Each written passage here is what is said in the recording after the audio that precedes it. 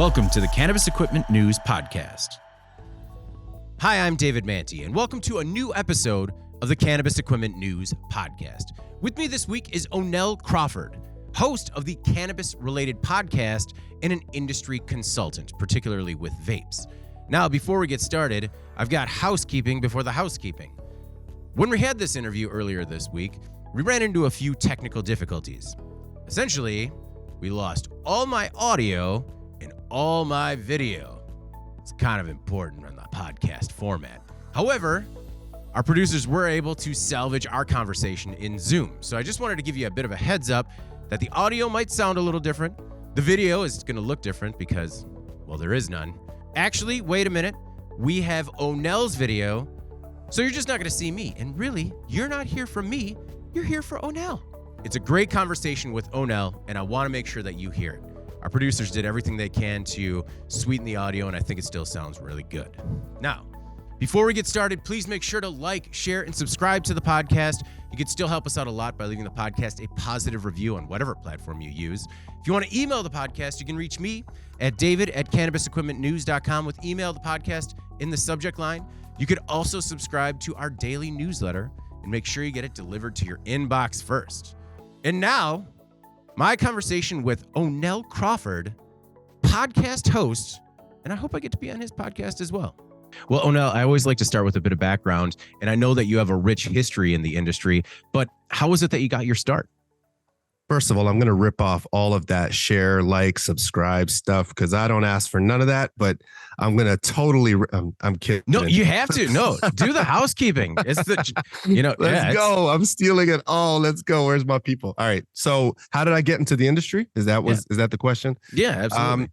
So I started out as a creative director in the music and entertainment space. I was working with casting directors, creating one sheets. One of the casting directors that I worked with actually created a show called Extreme Home Makeover. So I'd work with them behind the scenes. I was in music mostly. And then through a project, as I was working on with this super producer based out of Vegas, it kind of exposed me to the new world of cannabis as far as I'm concerned. We're going back to 2000, 12, 13, 14, somewhere in that range. And California is booming when it comes to cannabis. But here in Canada, I mean, we're still waiting another 5 years before we see federal legalization. So that's what really got me started. And then in 2017, I had an opportunity to work with a tech company here in Toronto, cannabis tech company. And yeah, the rest is history. I just started building relationships in the space, and here I am today. What was the cannabis tech company that you started working with, and what was your role there? It was a company that manufactured vape hardware. We had worked with licensed producers, multi-state operators, and single state operators here in North America. And it was all technology that was focused on vaporizers, 510 vaporizers. It was a brand new category in the space. And it was exciting. It was a tech company based out of here in downtown Toronto. Okay. And that's kind of your consultancy side of the business, right? Is you kind of lend your expertise to the vape side of the cannabis business? Yeah. Again, going back to California back in, let's say 15, 16, 17, you see there was a lot of cash grab happening. I mean, there still is. But there was a lot of concerns around the vape. And if you looked at every category, there was a lot more focus on grabbing the money that was floating so quickly versus actually specializing and providing, consultation specific to a category or a product. And, after a few years or after a couple of years of working with this tech company, I recognized that there was a need there, especially with the heavy metals. We had the vape crisis, Valley. And there's just a whole bunch of things that was so unknown with a new way to consume cannabis. And I figured, you know what, I'm already in it. I understand the manufacturing. I've consulted with regulatory bodies, large corporations. Let's turn this into a real specialized opportunity for the clients that are effectively providing the experience to the end user. So to me, the end user is the ultimate point of all of this legalization. Where were you during that vape crisis or vape gate? And did you see it coming? And how did you help, some of the companies kind of see through it? Just because could have been pretty devastating for people that didn't navigate it wisely. Oh, it was absolutely devastating. More devastating for the consumers at the end of the day, because like I said earlier, there were companies that would just buy it off of sites from overseas and no understanding of the terpenes, for example, and the volatility of it, putting that into metals that don't qualify as food grade or what have you. Definitely an issue. As far as navigating and seeing it coming in 2018, I worked with some medium-sized multi-state operators at the time who, quite frankly, were ahead of the curve. We kind of saw it coming. Cannabis vape hardware is really off of the backs of e-cigarette. There was no. I mean, we're starting to get there. There are companies that are designing technology specific for cannabis, but at the end of it, at the end of the day, this is all e-cigarette products that are modified.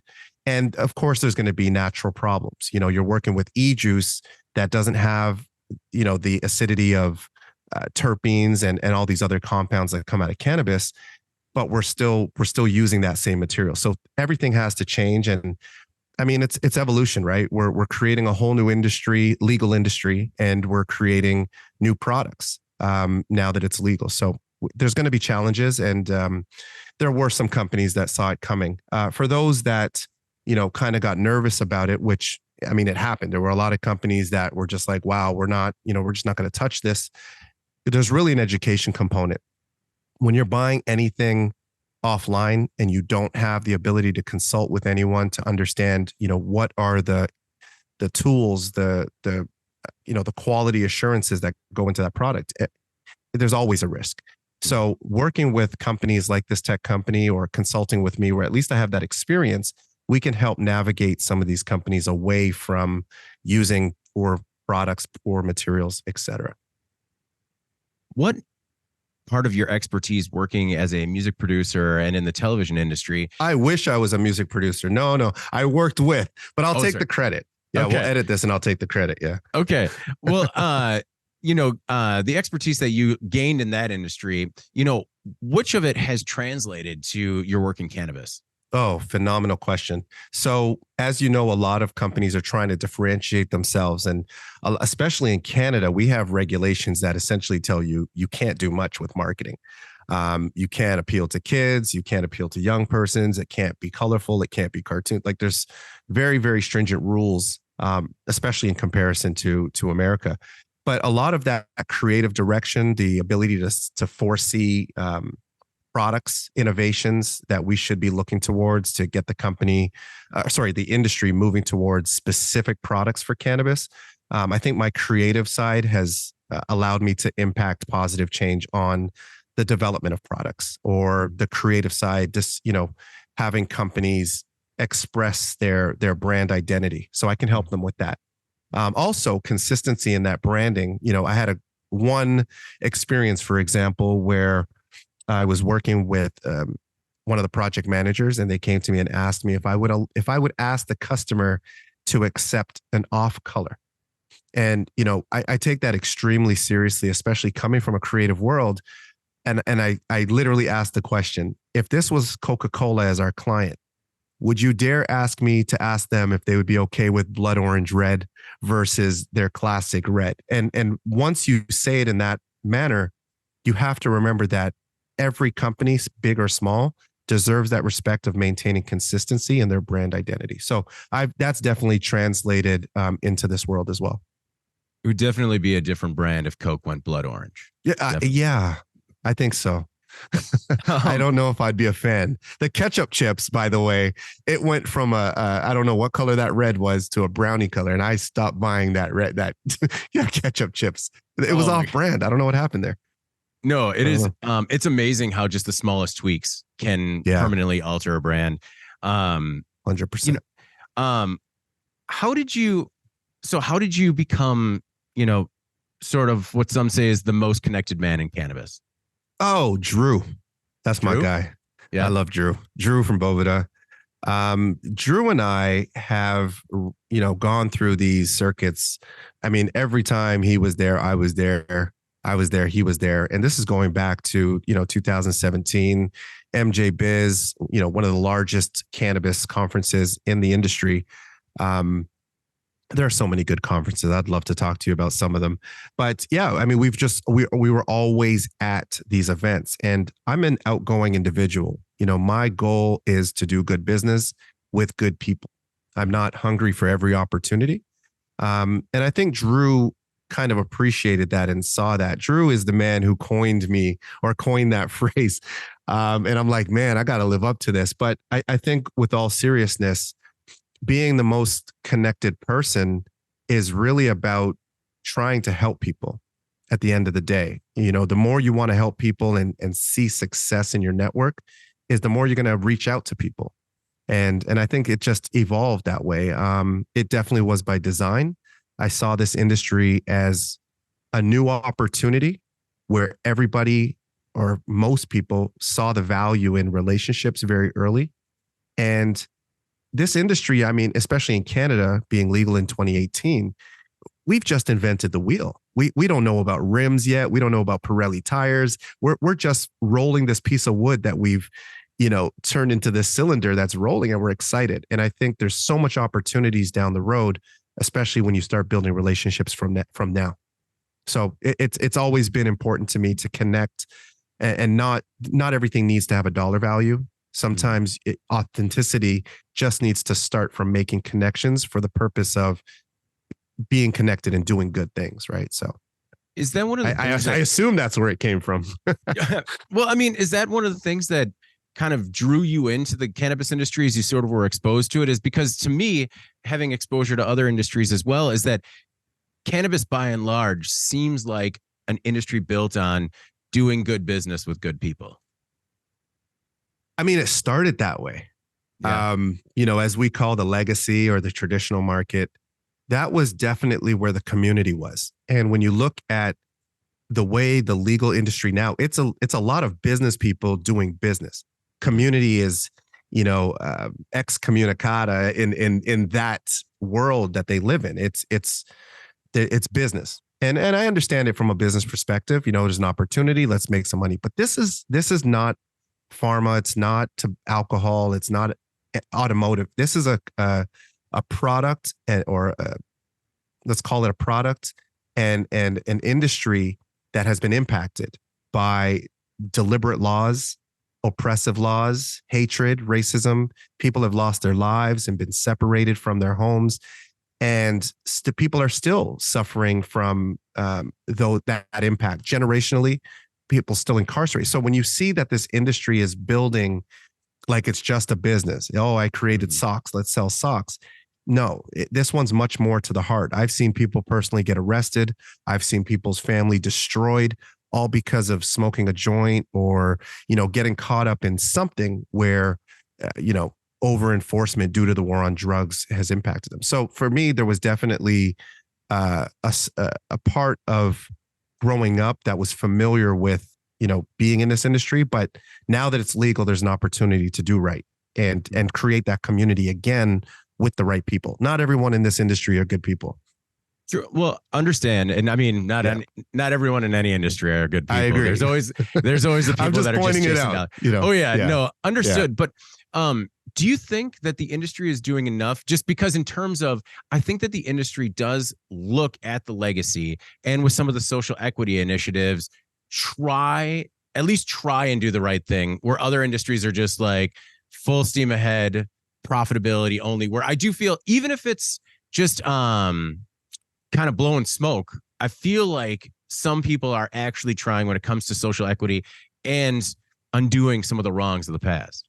Absolutely. There are people that have actually, when you look at the history of their brand, their company, they have been instrumental in some of what we would classify as negative effects during the war on drugs and what have you. But a lot of those companies have turned around through evolving. The people have evolved, their policies have evolved. And a lot of them are actually really diverse companies with people that want to do good for the sake of doing good. It's right. This needs to happen. But then there are other people that are using it as a publicity stunt. There are companies out there who leverage the narrative. The war on drugs has impacted people and it's a medicine. And then they get licensed. And, the most that they do is donate money to charities. that have nothing to do with those that have been impacted by the war on drugs. I would love to see some of these larger companies that, and don't get me wrong, I know a lot of companies are not yet making money. Like there are so many companies that are still struggling, and I can appreciate that. Everyone's still trying to navigate this changing regulations and landscape. But for the larger ones that do have some cash, especially when you look at the cannabis sunshine list and you're seeing, 6 figures in salaries, 6 figures in bonuses, and there's no brick that's been laid in an impacted community, yet you have 4 or 5 retail shops that are selling back to those communities. And what's worse is even within those shops, it doesn't reflect the community that they serve, which is also problematic. I think if you're going to sell in an Italian community, chances are you want to have people who understand that culture, can speak Italian, and it's great for ROI, it's great for business, and it's great for community.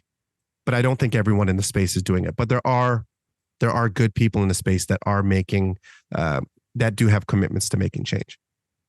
As we move forward as an industry, what are some of the ways that we can deconstruct the stigma and raise awareness around the plant?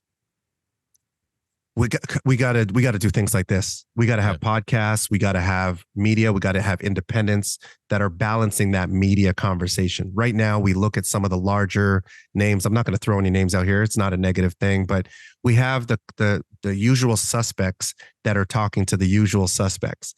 And we're constantly hearing year over year growth. We're hearing about mergers and acquisitions, but we're not hearing that conversation as much as what we've done in certain communities, how we've rebuilt certain communities.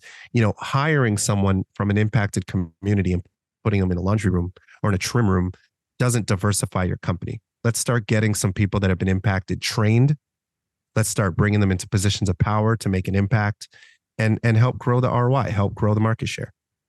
Have you seen any companies, or do you have anyone in mind in particular that have done it right in terms of taking people that were impacted in the community, putting them in a place of power, and then, making real change?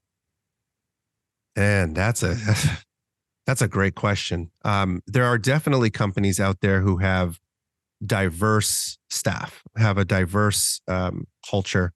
Can I think of, or would I call out anyone in particular? I don't think I would dare. I don't think off the top of my head I can really call anyone out, but there are people that I know that are diversified, companies that I know that are diversified as far as people go. I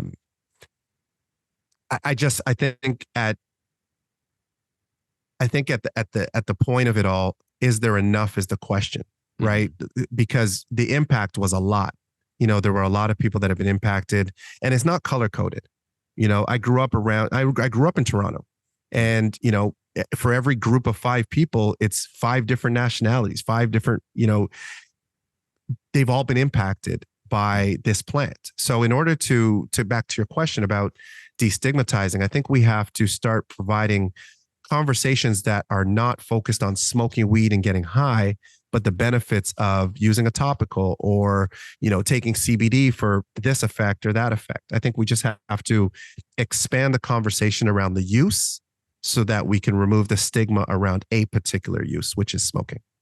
Well, and I think we've just begun that process in terms of some of the real R&D that we've seen coming out of academia, finding actual cures for different parts of the plant beyond just sort of the psychedelic effects of it.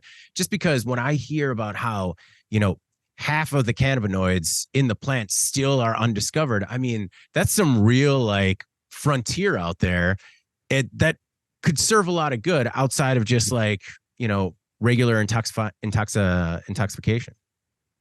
Yeah. I mean, sorry. Yeah. The truth is there is information out there about broader benefits to cannabis. I mean, hemp is something that, in my opinion, is more important. Let me rephrase that, is underappreciated. Hemp has the stock of the plant has so much utility, from ropes to canvas. They used to use it in the sails on ships and boats and what have you. Procter and Gamble has introduced hemp into their toothpaste. So, Henry Ford in 1941 tried to bring out a hemp vehicle. There's plenty of uses for the plant that are not just about ingestion or curing specific ailments. There's many other benefits to the plant. We just got to expand the conversation. It's very focused on THC. THC. If I look at America, for example, THC to me is like Las Vegas. It's loud. Here I am. Look at what I can do. But the other states have a purpose too. And I think the other cannabinoids outside of THC are equally, if not more important than just isolated THC. As a matter of fact, the entourage effect, leveraging all the cannabinoids and terpenes and compounds within the plant, to me is more important than just isolation of THC. Mm-hmm. So it's really about opening up the conversation and sharing the diversity of this plant, the utility of this plant. It's far reaching. There's power, there's fuel, I read something the other day that said if we took, and I haven't qualified it, it was on some type of library online, and it said, if you took 6% of America's available land and planted hemp, you can power the entire nation. Yeah. Right. So there's so much about it, especially on the hemp side, especially, hempcrete. Building houses. I'm all in on hempcrete, man. Right. There's hempcrete. I want to see more hemp straws. Mm-hmm. Let's get rid of these stupid paper straws. That's like 10% of the plastic cup that they're giving us, and create hemp straws. But we got to drive down that price by, what's that thing called? The decorticator, I think is what it's called. Oh, I'm not familiar. It's something that does something with hemp. Oh, gotcha. Okay. But yeah, like if we start creating more of these machineries and processing hemp in a more sustainable way, we can get a lot more benefits out of it. Do you think part of that waiting to kind of unlock the true potential of the plant is we need to get to the point where every state, every territory has some form of legalization? Because right now, as we just come online state by state, a new state comes online and it's just potency, right? It's THC potency. But then in some of the other markets like California, Colorado, where you see a more mature market where people become more connoisseurs and they become more investigative when it comes to the plants, do you think that'll open up once it's legal across the US and other territories? I think everything's going to open up once federal legalization or federal prohibition, comes to an end. I think everything's going to open up. There's going to be plenty of opportunity. I'm not sure how to give you a direct answer to that.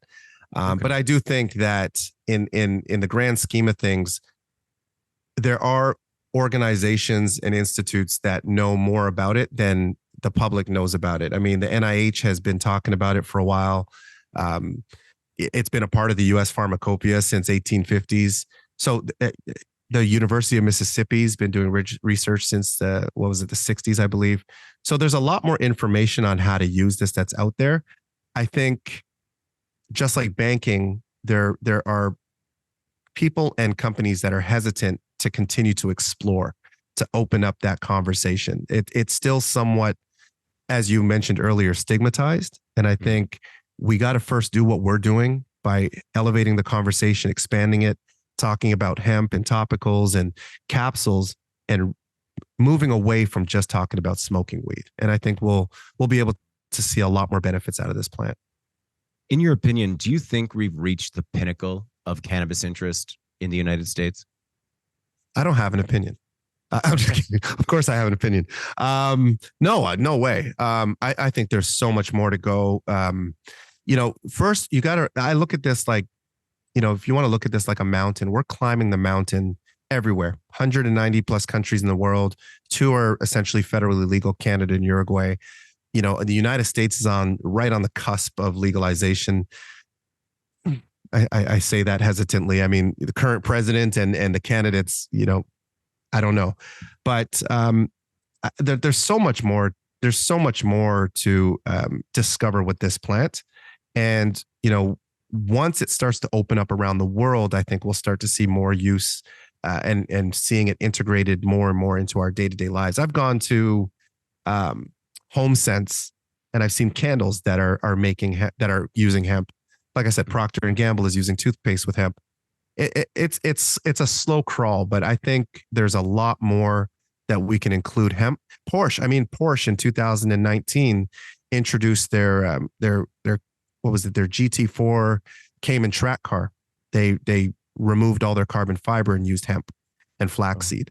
So I mean, even Stellantis Group, they announced a couple of years ago that they hired One World Product to start creating internal, external components that are made out of hemp. So I think, once we destigmatize it and more people understand the value of it and not just, oh, smoking's bad or I don't like the smell and, all of the things that's been used in reefer madness. Once that's kind of out of the way, I think we'll start to see a lot more sustainable products being created with the use of this plant.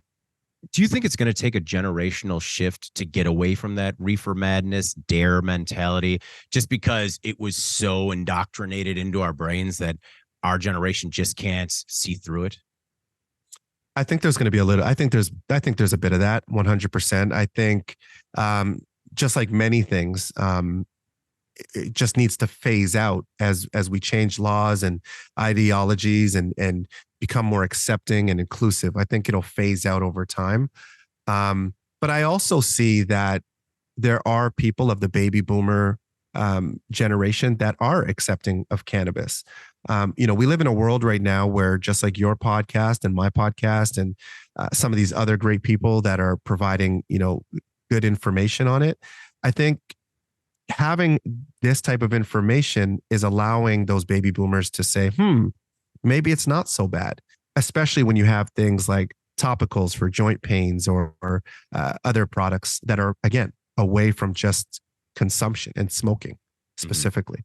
So, but yes, I do think over time, unfortunately, just like those that are used to it from when it was illegal, there's going to come a point where every single generation knows cannabis from a legal perspective. And there won't really be as much talk about where it came from in the dark ages, so to speak. You had mentioned a little bit about this, but in your opinion, what is the role of legacy operators and legacy growers in the industry, especially as we've seen the introduction of big business? What do I think their role is? Yeah, the role. I mean, just because it seems like there's this juxtaposition of the way things used to be and the way things are now, but there's this incredible demand for that tribal knowledge of legacy cultivators and growers. So there can't be this kind of complete separation. Yeah, I 100%. I personally feel that, and I mean, I can't change the past, but with the energy of legalizing cannabis, whether it's state to state or country to country, like a lot of industries, there's this elitism mentality. We don't need anyone. We'll do this ourselves. We'll buy the information. I mean, we see it in the industry where a lot of these companies try to connect with celebrities and it fails. Yeah. You can't buy culture. You either come from it or you don't. And again, culture is not a color thing. It has nothing to do with race. It's, did you grow up skipping school, smoking weed? Was it just a normal part of your life? Did you smoke with your friends in a session?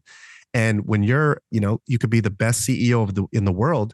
If you've never had experience with that, you create dumb products that just don't connect or relationships that, the consumers just see through. So when you talk about legacy individuals, they bring authenticity naturally. They've come up with navigating it. Not only that, they should be respected for keeping essentially that industry alive while fighting the laws, while fighting the law enforcement to a point where it's now okay, fine, we'll legalize it.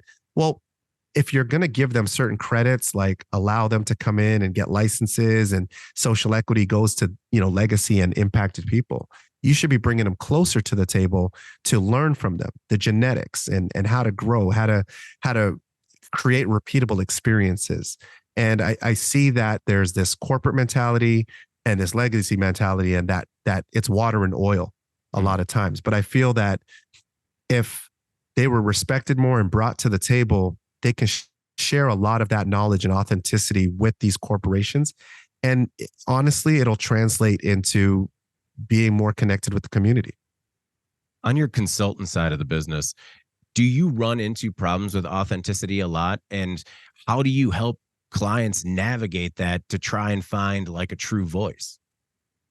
Absolutely, I do. And I don't, the luxury of choosing who you work with is I don't necessarily gravitate to people that are inauthentic. I don't necessarily compare.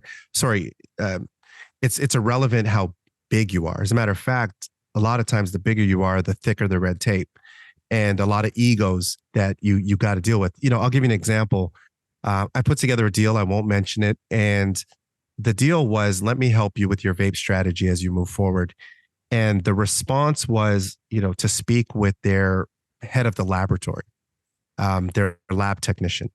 And, while trying to explain to them what I bring to the table is the ability to understand the materials you should be working with, assessing those, having proper testing, pointing you into the right companies that are doing the right things with the right hardware, et cetera. And he said, nope, I'm staying with this company because it worked with the last batch. That's a problem that affects the consumer at the end of the day, because you're not even open enough to say, I don't know what I don't know. Let me at least listen and understand that the hardware needs to evolve as the formulations and the extracts evolve. Because these lab chemists and these guys that are working on vape formulations, and they're smart people. These guys that are creating repeatable these are smart individuals, but they're in their lane. They're great. And we need to work more collaboratively to have these discussions that can make a positive impact down the road. So I try to avoid, to answer your question, I try to avoid the ones that have too big of an ego and just, yeah. I like relationships. That makes sense. That's just part of the vetting process, right? Yeah. Where, you have that initial conversation. You're like, hey, this just isn't going to work. It's not going to work. Yeah. There's power in no. Yeah. Yeah. Why did you start the Cannabis Related podcast? Great question. I started it because, going back to what I said about, the voice that you bring to the industry, the voice that I bring in, is when you look at the information that's readily available, it talks to very seasoned corporate individuals a lot of the time. A lot of the time it's, my background is working with this company. Then they're all Fortune 500 companies. You've gone home with 7 figures easily. And it's a lot of conversation around year over year growth and mergers and acquisitions. And it's just a lot of investor conversations, conversations where anyone who wants to invest in a company or buy, it's all sales pitch kind of ish to me, right? Mm-hmm. It's sugarcoating. I say, well, if your year over year growth is so amazing and your company is doing so well, let's balance out the conversation. Let's start talking to consumers that actually buy your product that don't have shares in your company.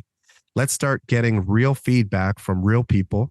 Let's talk to bud tenders who are dealing with those real people, because consumers and bud tenders are two of the most neglected areas of the cannabis industry. It's a lot of business to business happening in our space, which is needed. It's a new industry, a new legal industry, and we got to, get the business right.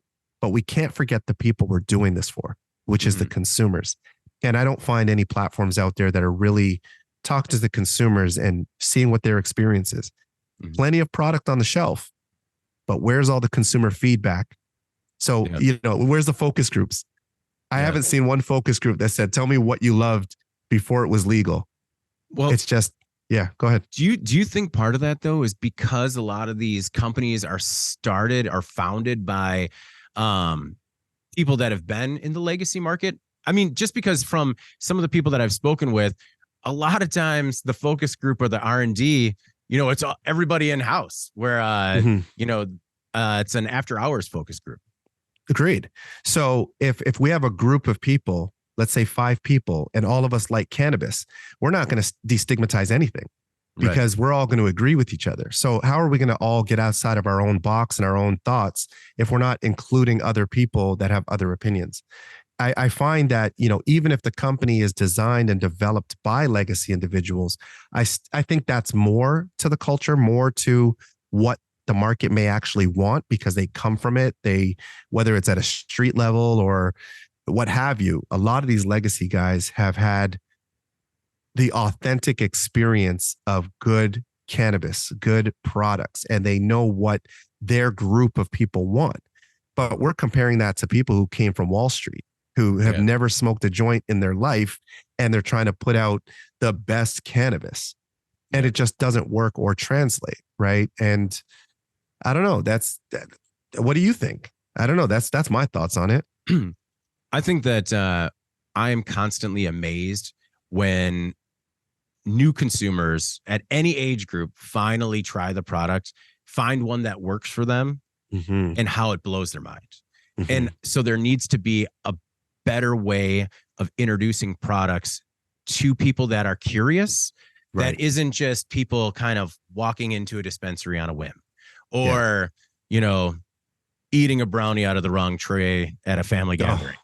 Oh my gosh. Oh, you're preaching. Yeah. So I think first we got to help people understand that, let's try to help new consumers move away from walking into a dispensary and asking for the highest THC. I think that's a great way to have a horrible experience. I think we need to, again, with podcasts and media outlets that are talking about these, that are having these conversations, we need to start talking about the entourage effect, the effect of X cannabinoids with X terpenes, and encourage consumers that if they are going to try it for the first time, to start slow. Don't worry about judgment. Don't try to smoke the most in the room. Start with what you're comfortable with and graduate from there. But we gotta, and this is why, again, we gotta respect the bud tenders, because they're the ones that are in there that understand the products. They've tried a lot or most of the products, and they can help consumers say, you don't want the highest THC for what you told me you're looking for. But they got to have those conversations with the bud tenders. And I think we're making real progress. And I can only say this anecdotally. Yeah. I can only say it anecdotally from the people in my life who have walked up and just said, like, well, what do you mean this person only uses it for anxiety? Because I'm on like these 5 pills for anxiety. Or I have people walk up to me because I have a farming background, and they're like, well, what does it mean to have a hemp crop?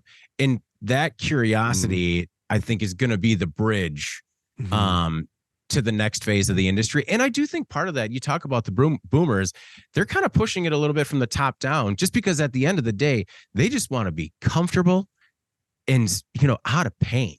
And a lot of that, I've seen a trickle down effect with people in similar situations that are just kind of fed up with traditional pharmaceuticals. 100%. Especially when, the commercials are like, you have a headache, take this pill. Side effects include near-death experiences. Yeah.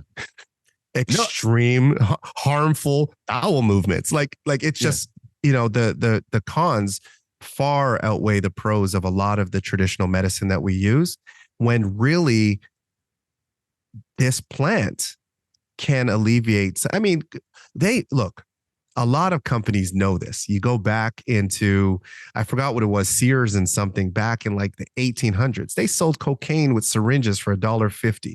They would put heroin. It was either heroin or cocaine. I think it was heroin on kids' teeth when they were teething. Cannabis, we know the medicinal value of cannabis. It's when you have companies that it is against their interest and they have influential power, especially coming from, a legacy of powerful people in your life, you can stop these things. Like pharma, for example, can stop cannabis. They have the money, they have the power, they have the ear of the right people. But I think even pharma is understanding that at a molecular level, if they can mimic it, right? Synthetic. Right. I'm not condoning it or against it, but I'm saying people are starting to allow the benefits of cannabis to come forward because people are tired of burying people from opioid overdoses and what have you, right? We're as a society, we're tired of being lied to. We're tired of taking medicine that acts as a Band-Aid, but continues the construction and the digging on the initial problem. I think we're just tired of it. And cannabis provides a solution for many. But cannabis isn't for everyone. And I say that a lot very proudly too. Just because cannabis is legalizing and it's trendy or it's popular, that doesn't mean it's for you. You may have underlying issues that you actually need to stay away from it. Mm-hmm. And I think it's important to bring that topic up also. No, I think that's a really good point where it's not, I mean, it's sort of the nature of our culture, right? Everybody wants the cure all, but there's no such thing. Yeah, correct. Yeah. So, ever since you started the podcast, Cannabis Related, you've been on an incredible tear. Do you have any particular episodes that have like stood out as, people that this is the first time hearing about your podcast, you would send them to directly? Oh, yeah. Who sent you? Someone sent you. Someone sent you these questions. I think the history of the war on drugs is one that is of interest to me because we talk about things very arbitrarily. We a lot of us regurgitate what we've heard. Harry Anslinger, for example, is a name that many people hear, and they attribute the Marijuana Tax Act to the prohibition of cannabis in America. And I thought it was important to first of all understand the tone of America. So I started with Nixon and his declaration of the war on drugs, which when you look at it historically from the industrial prisons to what have you, you can see that from Nixon, the incarceration just did this complete hockey stick, especially when we got into the Reagan era and the 3-strike rule with Clinton. But I think we first need to help people understand the tone of America. For example, social equity is a huge topic, but not many people understand the importance of it outside of, oh yeah, it's impacted. So alcohol's impacted communities. Why don't we have social equity in alcohol? It's so much deeper, and not many people have the understanding. For example, hemp, and this is just a continuation of the war on drugs. Hemp was, King James I in the colony of Virginia declared it law to grow hemp, 100 plants from every landowner. Landowners aren't cultivating 100 plants of hemp. We know who's cultivating 100 plants of hemp. And today, to be locked out of that industry, knowing what it's done to specific groups over these centuries, over these decades, and what have you, it's something that we need to understand. Started from a mentality of law. You have the Cooley Act, the Indian Exclusion Act, the Chinese Exclusion Act. You have all these racist laws in America, but all of that trickles into the tone of America, trickles into prohibition. Harry Anslinger came into it while prohibition had already started. San Francisco with their opium den ban, right? I think it was in 1875, somewhere around there. So first, let's understand the tone of America at the time when prohibition was happening. The tone of America is very different today. There are a lot of Americans that want to see right, but there's a lot of anger. Mm-hmm. It's a lot to get over, but we have to start with education.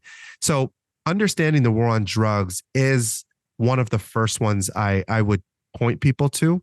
And then, the importance of bud tenders and having good culture in the workforce. I don't think, I think there are some toxic workforces, unfortunately, in the space, but just having these real conversations, because when me floating around the industry and I talk to real people, a lot of people are not happy.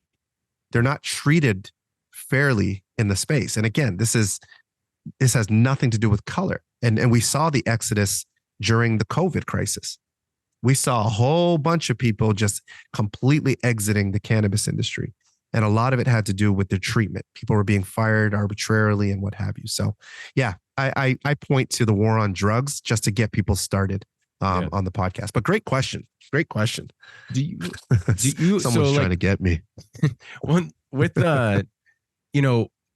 with sort of the mistreated workers that are kind of falling out of favor with the industry, are you pro-union then with some of these bud tenders and operations dispensaries that have been unionizing with the Teamsters, or is that what's your take on that? Oh, I don't know.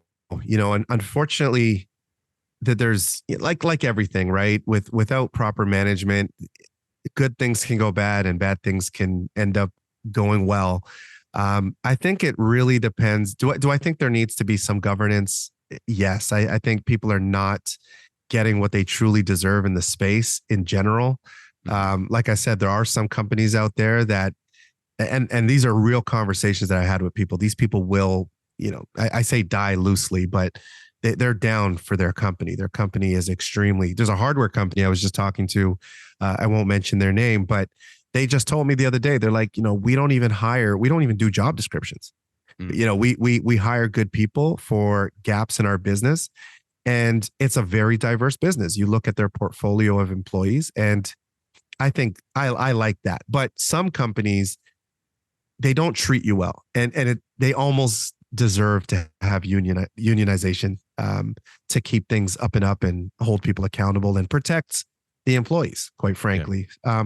But I don't know. I'm split down the middle. It really depends on how it's implemented, I think. Okay. It is a unique industry in that the people that work in it want to work in it, are passionate about it. And it's frustrating to see people like that get disenfranchised and leave the industry. Oh my gosh, it's horrible.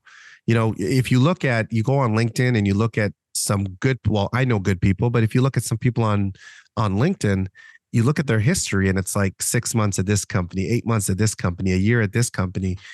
And historically, an employer would look at that and be like, oh, that's a job hopper, and that's not fair, because a lot of these employers, again, many companies have entered to exit. They don't care about growing a staff. They don't care about creating a good company and corporate culture.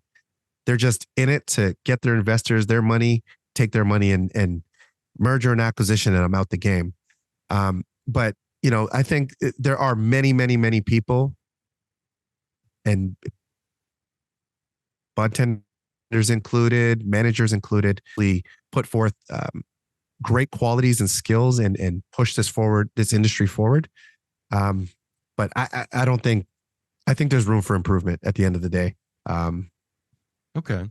Yeah. And I know we're running long here, but I wanted to ask you, take your time.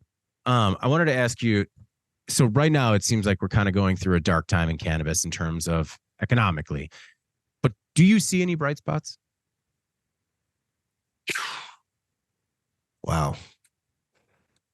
Do I see any bright spots? I mean, international markets are going to come online sooner than later. I think there's so much saturation here in North America between the legal states, and it's funny, it's not even federally legal, but states like California and Colorado, like they're dying. There's, especially with the excise taxes and all these taxes in Cali, for example. I unfortunately, I don't know. I don't know the answer to that question, because there's so many variables. I do know that sooner than later, this industry is going to, as it stands now, needs to consolidate. And I think that's going to happen at a much more exponential rate than it's been happening. I mean, you go back to COVID. I don't remember which country stat, if this was Canada or America. I think it was America, but it went from, in 2018, 200 and something mergers and acquisitions, 100 and something. And then in 2020, at the beginning of COVID, by the end of 2020, we were at 140. So the mergers and acquisitions are happening. Companies are still being acquired. Consolidation is happening. These British American, sorry, I shouldn't call out anyone, but British American Tobacco and a lot of these large cigarette and alcohol companies, they're here.